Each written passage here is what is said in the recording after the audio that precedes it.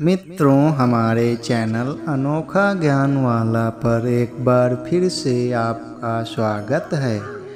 मित्रों, क्यों ऋषि अगस्त को अपनी ही बेटी से शादी करनी पड़ी?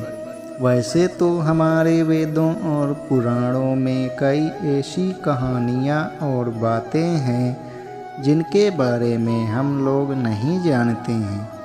ऐसे में आपका सवाल बहुत अच्छा है, क्योंकि आज भी यह बात कई लोगों को नहीं पता कि आखिरकार क्यों ऋषि अगस्त को अपनी ही बेटी से शादी करनी पड़ी थी। देवताओं की रक्षा के लिए सातों समुद्र पीने वाले परम शिव भक्त ऋषि अगस्त ने अपनी ही बेटी से शादी की। आखिर ऐसा क्या हुआ था जो उन्हें ये कार्य करना पड़ा?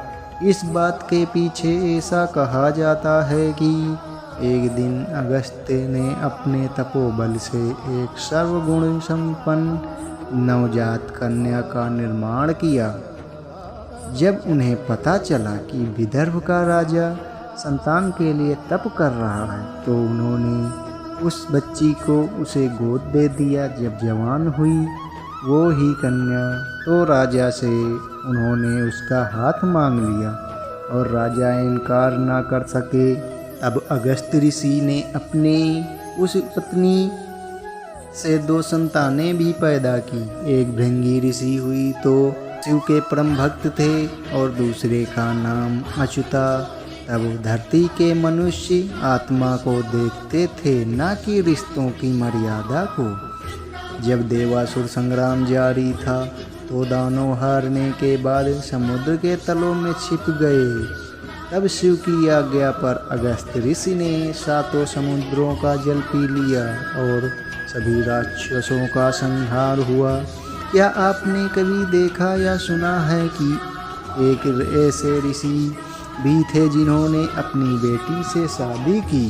शायद यह बात आपको बहुत हैरान कर सकती है कि कैसे कोई ऋषि अपनी बेटी से शादी कर सकता। क्या आपने कभी देखा या सुना है कि एक ऋषि से ऐसे भी थे जिन्होंने अपनी बेटी से शादी की है? शायद यह बात आपको बहुत हैरान कर सकती है कि कैसे कोई ऋषि अपनी बेटी से शादी कर सकता है। आपको बता दें कि यह बात इतिहास से जुड़ी हुई है। ऋषि अगस्त ने जब सतयुग में सभी देवताओं की जान खतरे में थी, तब 7 समुद्र का पानी पीने वाले अगस्त ऋषि ने अपनी ही बेटी से शादी कर ली थी। लेकिन उन्होंने ऐसा क्यों किया, इसके बारे में कोई नहीं जानता। आपको बता दें कि जब ऋषि अगस्त ने अपने तपोबल से सभी गुणों से संपन्न एक नवजात लड़की का निर्माण किया, लेकिन तभी इनको पता चला कि विदर्भ में एक राजा अपनी संतान प्राप्ति के लिए तप कर रहा है। तभी उन्होंने उस विदर्भ के राजा को अपने इस नवजात और सर्वगुण संपन्न पुत्री को गोद दे दिया था। इसके बाद जब इनकी पुत्री जवान हुई तो अगस्त ऋषि ने विदर्भ के राजा से उस कन्या का हाथ मांग लिया। तब राजा ने भी बिना कुछ कहे और ज़्यादा विचार विमर्श किए ऋषि अगस्त को